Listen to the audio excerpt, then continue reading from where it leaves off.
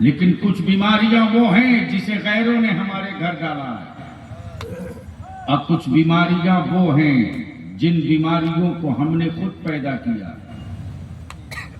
आज हुकूमतें परेशान हैं। जो कौम में मुस्लिम गरीबी में सबसे आगे, मजदूरों की लाइन में जो मुसलमान सबसे आगे, लाचारी और बेबसी में सबसे आगे, जिन मकानों पर मुसलमानों के जिन मकानों पर आज भी छत कम, छप्पर और एल्वेस्टर है, लेकिन वजह क्या है? वजह क्या है? क्या पूरे भारत की हुकूमत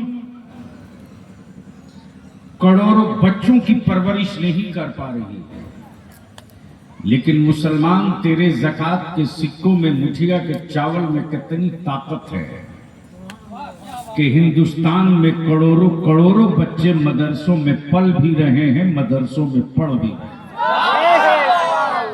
आखिर हुकूमतें परेशान क्यों हैं?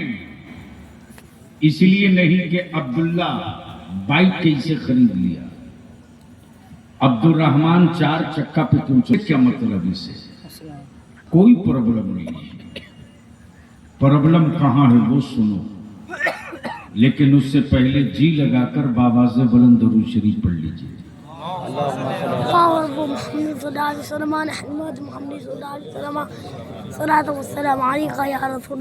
जलसे वाली दुरूद तो सबको याद नहीं, लेकिन मिलाद शरीफ वाली दुरूद सबको याद है ना? वो भी बंगाल, इसलिए इसी को पढ़ लीजिए। रब्बे सल्लिम अला, अरे जोर से पढ़ो, रब्बे सल्लिम अला मरहबा मरहबा, जोर से मरहबा मरहबा। ये लफ्ज मरहबा कब कहां सुनाई दिया?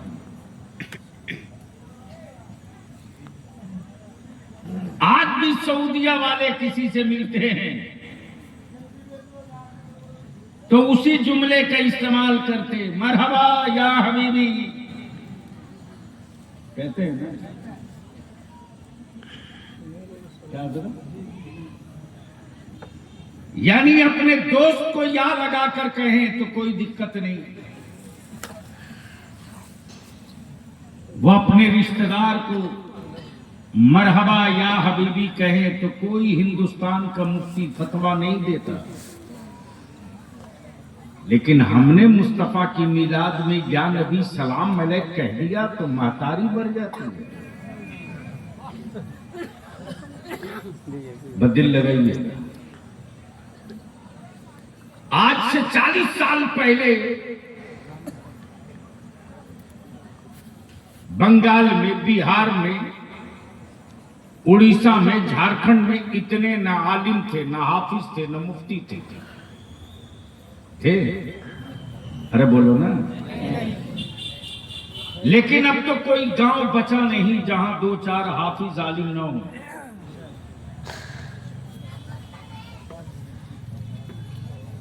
तो पहले जब इतने ना हुफाज, ना उलमा, ना मुफ्ती, ना मुहद्दिस नहीं थे, लेकिन मेरे आका नबी करीम की मिलादे पाक हर गांव में थी।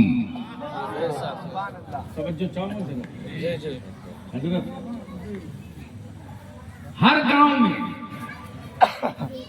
आज तक किसी मौलवी, मौलाना, मुफ्ती ने जलसे को हराम का फतवा नहीं दिया।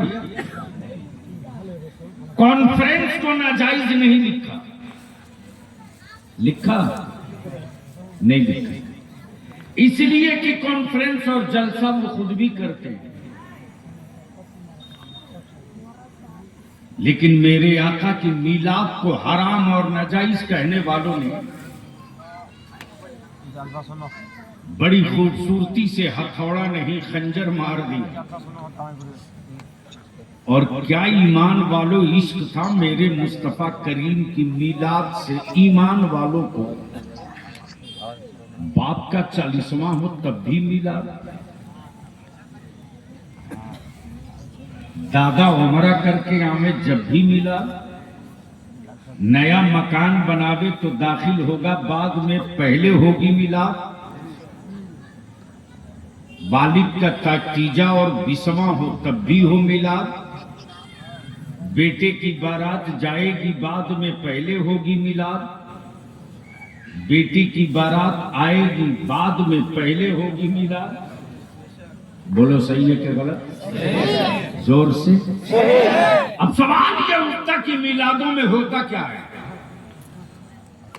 तो कल जब न इतने मुफ्ती थे, न इतने मौलाना, न इतने मुहद्दिस, लेकिन गांव में 2 चंद बुजुर्ग बूढ़े नमाजी होते थे जिनके हाथों में 2 किताब होती थी। एक किताब का नाम मिलादे अकबर और एक किताब का नाम मिलादे गौहर। जबान चाहे बंगला हो कि उर्दू, और मेरी माँ बहनें क्या एहतमाम के साथ घर में मिलाद का एहतमाम करती थी कि चौकी और तखत हो तो पहले 3 मर्तबा साफ धुल लो, इसलिए कि पाक मुस्तफा का जिक्र होने वाला है, तखत भी पाक। सुभान अल्लाह, सुभान अल्लाह। चादर नहीं हो, और जिसके घर में घी खाने को ना हो, लेकिन क्या इश्क है बिस्माई साहब, घर में खाने को घी नहीं, लेकिन आका करीम की मीलाद में जो दिया जलेगा वो बदबूदार तेल का दिया नहीं जलेगा, घी का दिया जलाओ, मुस्तफा की मीलाद हो रही है। और उसी महफिले मीलाद में ये दरूद पढ़ी जाती थी, क्या? रब्बे सल्लिम अला,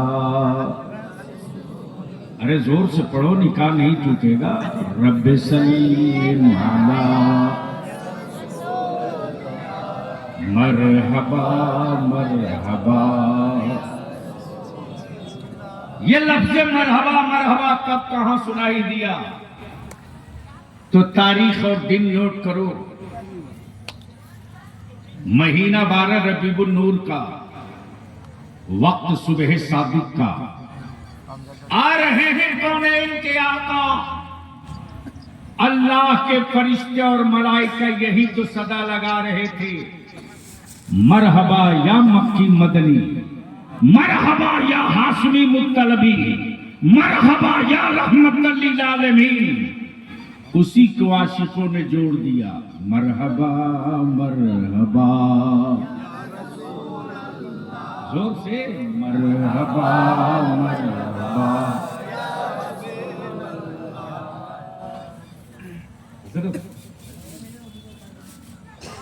क्या इश्क है साहब, मुफ्ती और मुहद्दिस नहीं, लेकिन मेरे आका से क्या इश्क है। भेजो ए रब मेरे दुरूदो सलाम, भेजो ए रब मेरे, जोर से पढ़ दो, भेजो ए रब मेरे दुरूदो सलाम, पहुंचे हर पल में 100, पहुंचे हर पल में 100।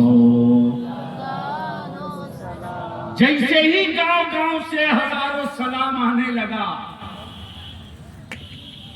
मौलवियों के दिमाग में काटने लगा मच्छर, ये तो गांव गांव से हजारों सलाम कह रहा है। हराम कह के रोको रोको, नाजायज का फतवा देकर रोको, वरना हर गांव हर गली हर कूचे से हजारों सलाम आएगा। जब नबी की मिलाद के दुश्मन सलाम रोकने पर आ गए, तब बरेली का इमाम इश्क की चादर चाक करके बाहर निकल पड़ा और आला हजरत बोल पड़े, तुम हजारों सलाम रोकोगे, हजारों नहीं पढ़ेंगे, अब हर मिलाद में पढ़ेंगे। मुस्तफा जाने रहमत। अब हजारों नहीं लाखों सलाम पढ़ा जाएगा, और जब लाखों सलाम से चोट लगने लगी, दिल बेचैन होने लगा, तब किताबें छाप करके तमाशा मचाना शुरू किया। तब बरेली के इमाम ने कहा कि तुम लाखों रोकोगे, अब हम करोड़ों पढ़ेंगे।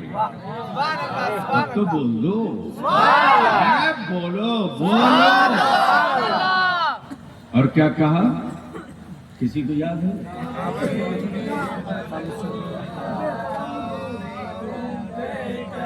जोर से आए हाय।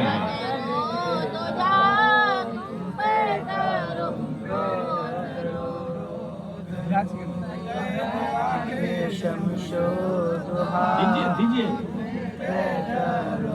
सब लोग मिलकर साथ पढ़ो, सब लोग पढ़ो।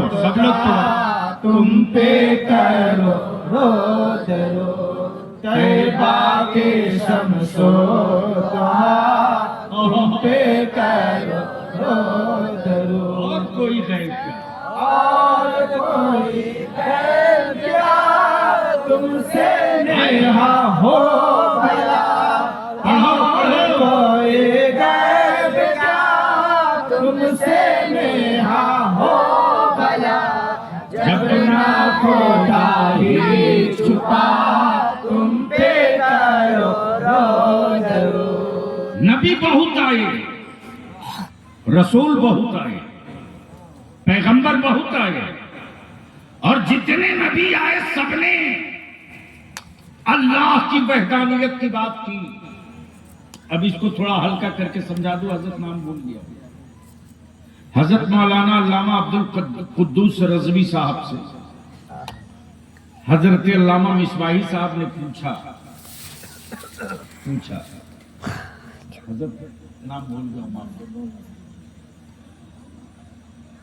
अल्लामा मिसबाही साहब ने पूछा अल्लामा अब्दुल कुद्दूस साहब से, अल्लामा जुन्नून मिस्री को आपने देखा है?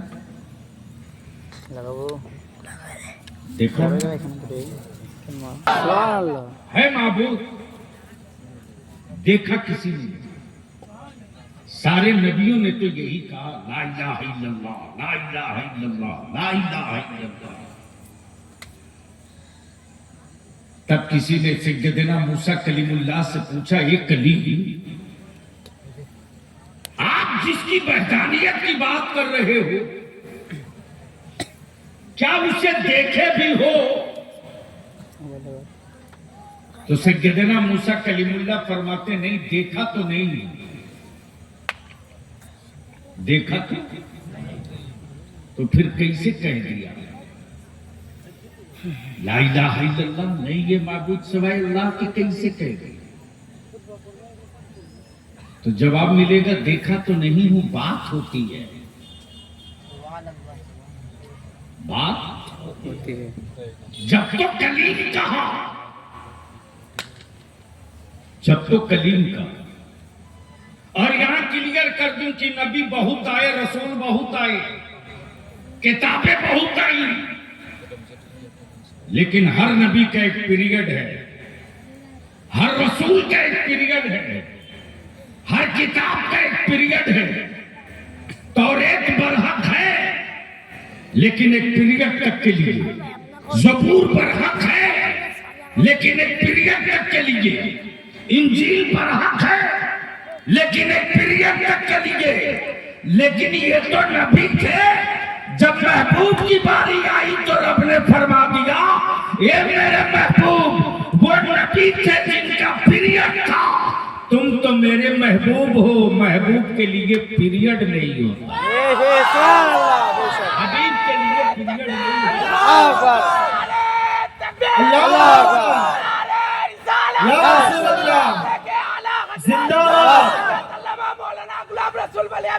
जिंदाबाद, जिंदाबाद,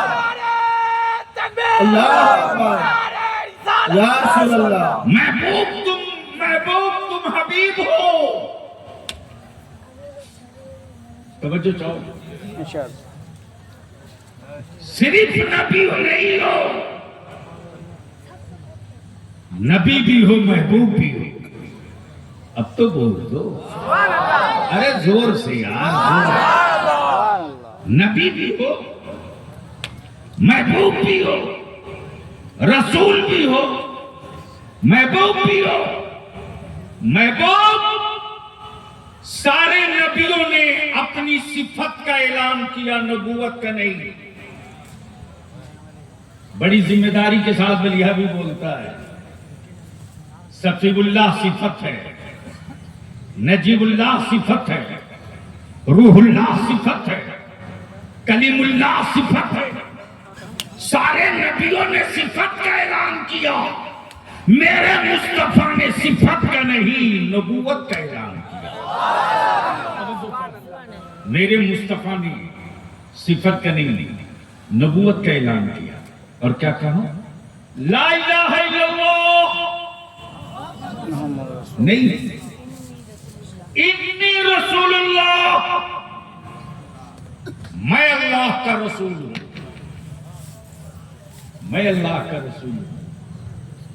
तब सारे अरब वालों ने एक साथ होकर यही तो सवाल किया था, ए मोहम्मद सल्लल्लाहु अलैहि वसल्लम, ये बात तो सबने कही, ला इलाहा इल्लल्लाह तो सबने कहा, लेकिन देखा किसी ने नहीं है। क्या तुम भी सिर्फ कहने के लिए हो?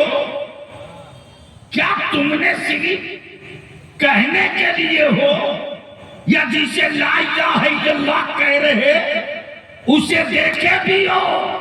तो बात क्लियर हो गई, सारे नबियों ने बिन देखे ला इलाहा इल्लल्लाह कहा, रब के महबूब ने देख कर ला इलाहा। अब तो धीरे से बोल दीजिए सुभान अल्लाह। अब ये सवाल उठता है कि ये बात बताएगा कौन? स्कूल वाला? अरे बोलो ना, जोर से, जोर से। कॉलेज वाला? यूनिवर्सिटी वाला? फिर बताएगा कौन? जोर से, जोर से। और आज हुकूमतों की खोपड़ी इसीलिए घूम रही है। माफ करना, 100 मकान गिरा देने से कोई असर नहीं पड़ेगा। एक मदरसा गिर जाएगा तो 50 साल तक मेरे बच्चों के वजूद पर इसका असर रहेगा। और इसी को बचाने की तदबीर करो, लेकिन मदरसे को मदरसा रहने दो। आलिमों को वारिसे अंबिया रखो, नौकर मत बनाओ। इमाम को इमाम रखने दो, मुलाजिम मत बनाओ। वरना सोचो, ये वही कौम है ना जिस इमाम के पीछे नमाज पढ़कर मुसलमान आता, दरवाजे के बाहर उसी के खिलाफ भाषण देता है। और जब बच्चे तड़पते हैं तो उसी इमाम के पास पानी पढ़वाने के लिए जाता है। बोल सही है कि गलत? सही। जो कौम अपने मजहबी पेशवाओं की इज्जत न कर सके, वो कौम दुनिया में इज्जत का कटोरा लेके घूमते रहे, जिल्लत मिलेगी, इज्जत नहीं मिलेगी। ये तारीख का हिस्सा है। और हम अपने उलमा से विनती करके हाथ जोड़ के अपील करेंगे,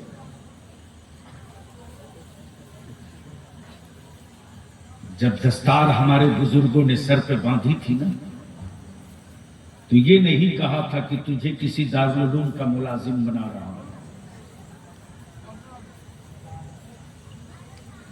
बल्कि जब हमारे अकाबरीन दस्तार बांधते तो ये कहते कि हम मुलाजिम की दस्तार नहीं बांध रहे, अंबिया के वारिस की दस्तार बांध रहे। और जो वारिस होता है वो मालिक होता है, जो मुलाजिम होता है वो नौकर होता है। जब आलिम अपने को मुलाजिम बना लेगा तो रोटियों का डर सताते रहेगा, और जब आलिम वारिस पैगंबर रहेगा तो वो रोटियों के पीछे नहीं दौड़ेगा, दुनिया उसके पीछे दौड़ते रहेगी। ये तो तारीख है। तब बरेली के मेरे इमाम ने क्या हिम्मत दिया है, करूं मदहे अहले दुअल रजा, पड़े इस बला में मेरी बला, मैं गदा हूं अपने करीम का, मेरा दीन पा रहे ना नहीं। नान कहते हैं रोटी को। मेरे अजीज, मेरे नौजवान, इस वक्त हमारी कौम पूरे भारत में बारूद के ढेर पे खड़ी है। शायद जिंदगी वफा करे न करे, याद रखोगे बलियाबी को। मुझे मालूम है मेरे मरने के बाद दिया लेके ढूंढोगे, यूट्यूब पर सर्च करके बलियाबी ने कब किस वक्त क्या बात कही थी। नहीं, होटल से लेकर सरिया बांधने तक की जिस कौम के बच्चों की सबसे बड़ी संख्या होगी वो बंगाल का मुसलमान होगा। क्यों? जुर्म क्या है? जुर्म क्या है? और हम अपने असातिज़ा से अपील करेंगे कि मदारिस को सिर्फ हाफिज और आलिम पैदा करने की मशीन न रखा जाए। हर दौर में फितने उठे हैं, हर दौर में मुकाबला आलिमों को करना पड़ा है। और हम कमेटी वालों से भी कहेंगे,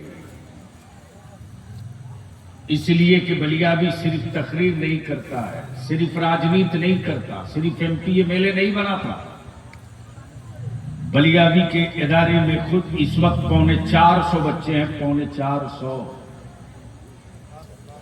कंप्यूटर से लेकर के इंग्लिश तक, हिफ्ज से लेकर के मुफ्ती तक की तालीम है। 450 बच्चे हैं।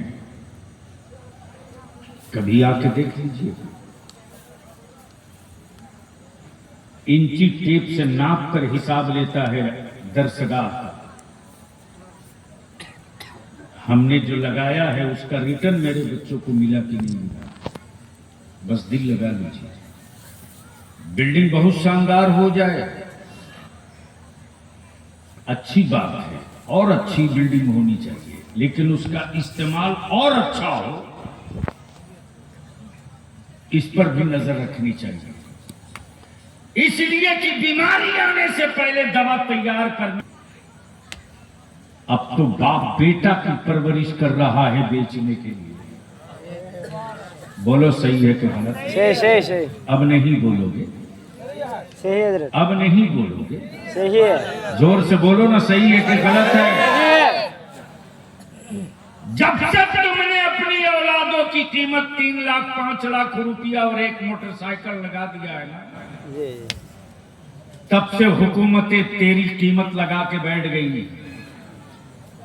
इसलिए कि भारत के हर हुक्मरान अदालत में बैठे हर जज को पता था दुनिया की हर कौम बिक सकती है, मुस्तफा का गुलाम नहीं बिक सकता। ये तारीख का हिस्सा है।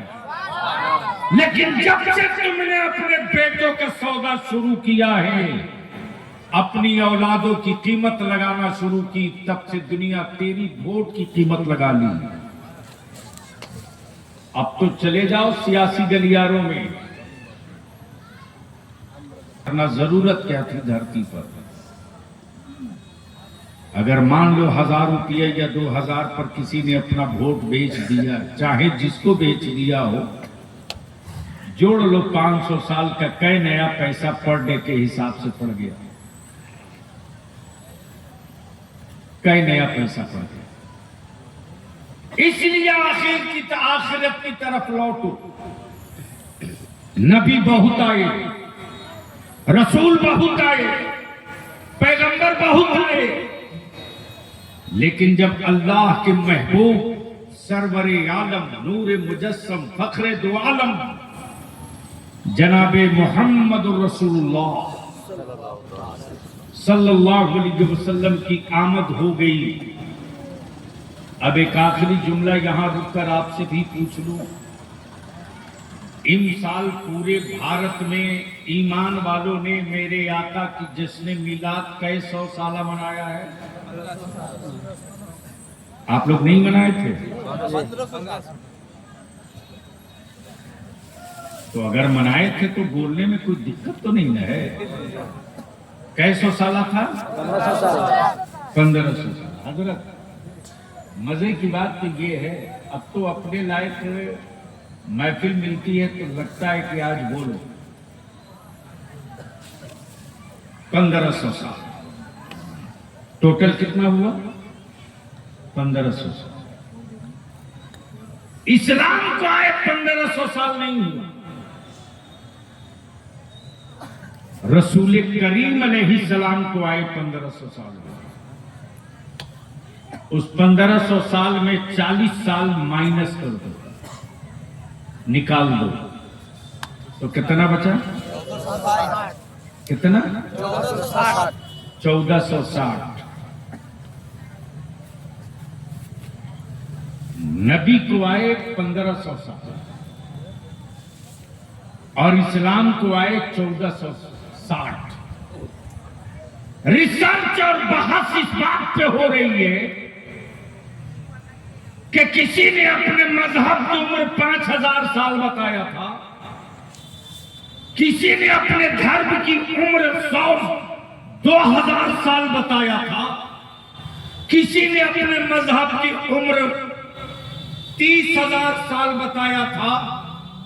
रिसर्च इस बात पे हो रही कि कौनैन के आका रहमत आलम को आए 1500 साल और मुस्तफा ने जिस इस्लाम को दिया उसकी उम्र 1460 साल।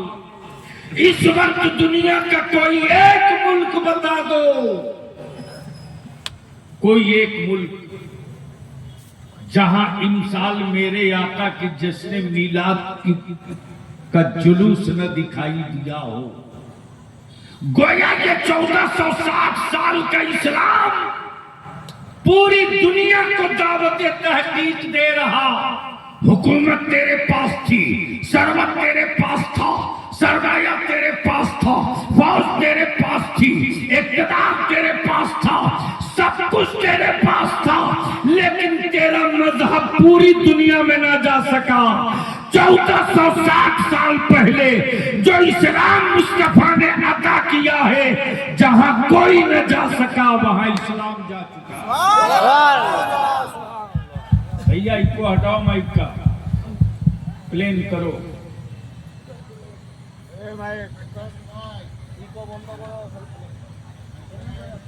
बस जहन को हाजिर रखिए, 5-7 मिनट और।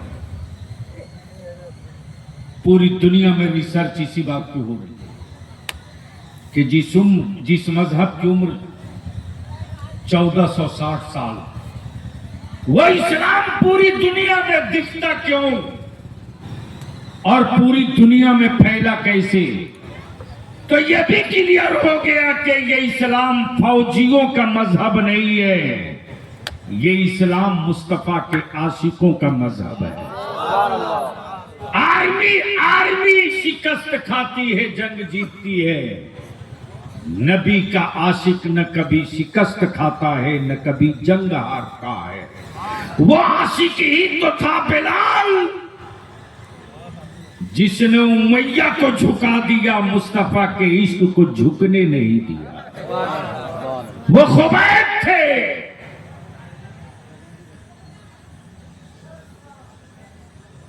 जो सूली पे लटकते रहे, दार पे लटकते रहे।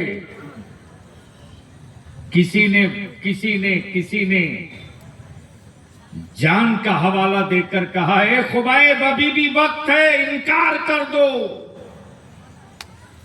माफ करना, माफ करना। हथियार लश्कर डालता है, आशिक हथियार कभी नहीं डालता। हजरत सैयदना खुबैब सूली पे लटक के मुस्कुराते बोलते रहे, अल्लाह ने एक जिंदगी दी है उन पर निसार करने के लिए। अगर करोड़ों जिंदगी रब देगा तो हर जिंदगी मुस्तफा पर कुर्बान करो। ये इश्क है। इश्क ये नहीं कि तुम बिरयानी खा के सो जाओ मदरसे के बच्चे भूखे रहे, ये इश्क नहीं है। नबी से इश्क इसका नाम नहीं कि तुम खा के सो जाओ तेरे पड़ोस में कोई भूखा रहे। रिसर्च इस पर हो रहा है कि आखिर रसूल करीम ने किया क्या कि 1460 साल में इस्लाम पूरी दुनिया में फैल गया। तो माफ कीजिएगा, किसी धर्म में ये स्लोगन नहीं मिलेगा कि तुम्हारे पड़ोस में कोई भूखा सो जाए और तुम खा लो, ये नहीं मिलेगा। तन्हा इस्लाम ही एक मजहब है जिसमें आकाए करीम फरमाते हैं कि ईमान वालों, याद रखना तेरे पड़ोस में कोई भूखा न सोने पावे, कोई भूखा न सोने पावे। ये नहीं कहा मेरे आका ने कि मुसलमान भूखा न सोवे, बल्कि आकाए रहमत ने फरमाया किसी मजहब का हो भूखा नहीं सोना चाहिए। अब लोगों ने कहा या रसूलल्लाह अलैहि सलाम, एक पड़ोस की हद क्या है? कितने घर का एक पड़ोस होता है? आकाए रहमत फरमाते 40 घर पूरब, 40 घर पश्चिम, 40 घर उत्तर, 40 घर दक्षिण, इतना तेरा पड़ोसी है। लेकिन आप तो जाते हो बाजार ना, जाते हो कि नहीं जाते हो? अरे बोलो ना, यहाँ बाजार को बाजार बोलते, कुछ और बोलते। हाँ? कहीं कहीं हाट बोलते। अच्छा, हाट हफ्ते में एक दिन और बाजार हर रोज। आए हाय हाय, बदिल लगा। वो हदीस शरीफ सुनाने जा रहा हूं जिससे सुनने के बाद ईमान वाला अपनी बेटियों से बेपनाह मोहब्बत करेगा।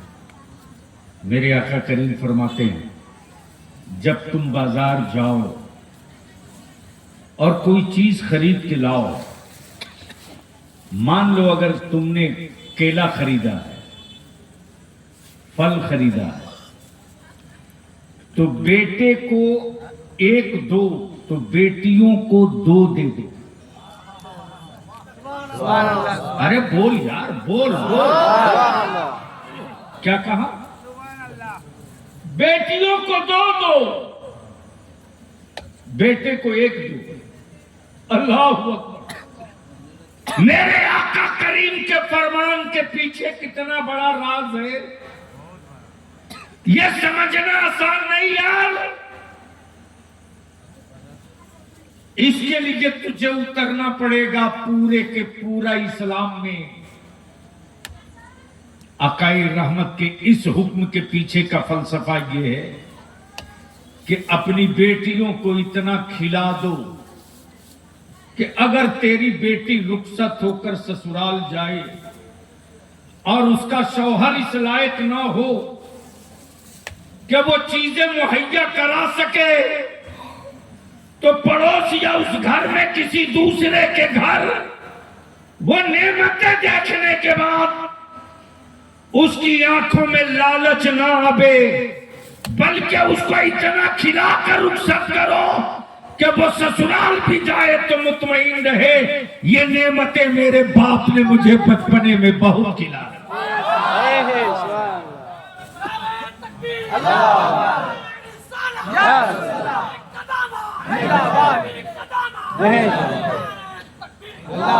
ये इस्लाम प्रैक्टिकल मजहब है, प्रैक्टिकल। यह हक मारना नहीं, हक दिलाना जानता है। जिसके यहां बेटियों का हक और हिस्सा बाप की जायदाद में था ही नहीं, वो 2005 में पार्लियामेंट में कानून बनाए। 2005 में कानून बनाए हैं वो कि दिया जाएगा बेटियों को हिस्सा। अब भलिया भी कहता है, कहते हो 35,000 साल के मजहब है, तो 35,000 साल से तूने बेटियों का हिस्सा जो मारा वो कब दोगे और किसको दोगे? लेकिन मेरे नबी सल्लल्लाहु अलैहि वसल्लम ने 1460 साल पहले बेटों का भी हिस्सा बता दिया मुस्तफा ने, बेटियों का भी हिस्सा बता दिया। इस इलाके में बाप अपनी जायदाद में बेटियों को हिस्सा देता है, देता है? जी जी। नहीं देते हो तो देना, नहीं दोगे तो कब्र में कुटाई होगी, तेरे बेटे काम नहीं आएंगे। अब तो हालत यह है कि बेटों को बाप के जनाजे के बाद, जनाजा तो दूर की बात हो गई, अगर हिंदुस्तान में हमारे मदरसे न रहें तो शायद किसी के इंतकाल के बाद पूरा गांव मिलकर एक खत्म कुरान की तिलावत नहीं कर पाता है। बोलो सही है कि गलत?